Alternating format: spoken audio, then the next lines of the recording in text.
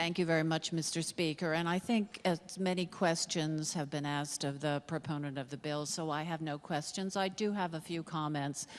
I happen to know a fair amount about the NGSS standards. The museum, of which I'm executive director, has programming for educators, and all of our programs are based on the NGSS standards. In fact, if you look at them, it will be linked to them.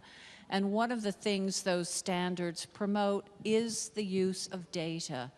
And having done, like Representative Dubitsky, some research looking at the NGSS website itself, it says that school districts need to collect, analyze, and use that data to see how well they're implementing the standards. With this emphasis on data, I do find it disturbing that the proponent of the bill has no data with regard to how many districts are implementing the standards and where they are in this implementation. Within districts, what's happening at each grade level? As the standards dictate the sound use, collection, and analysis of data, that should be part of the argument. But moving on from that regrettable lack of detail behind the bill, again, referring to what the NGSS recommends in the implementation of these standards, and they have a list of foundational strategies.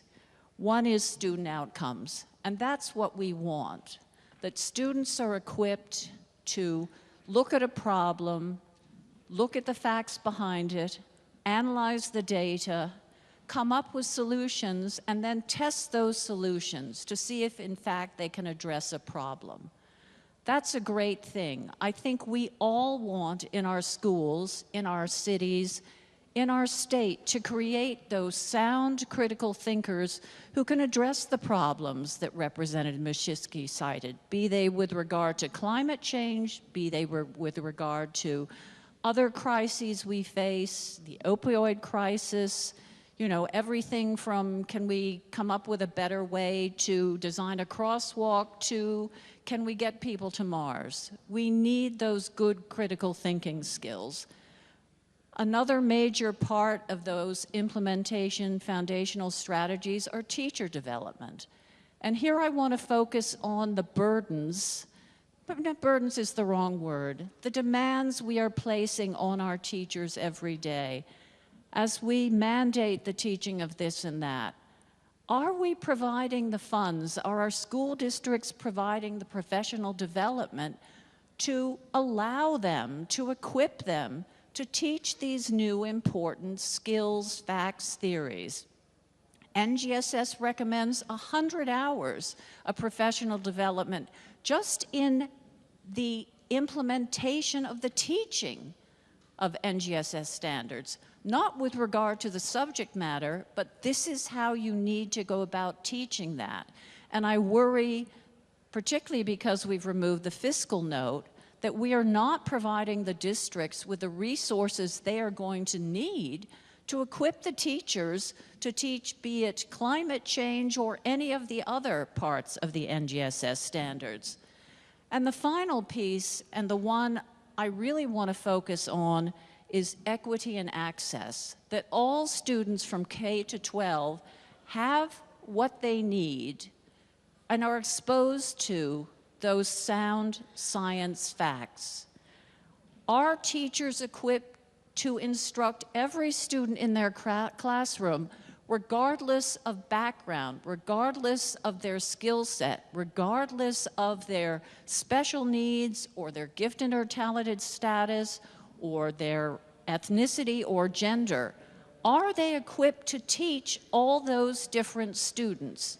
Again, what are we doing to help our teachers do that?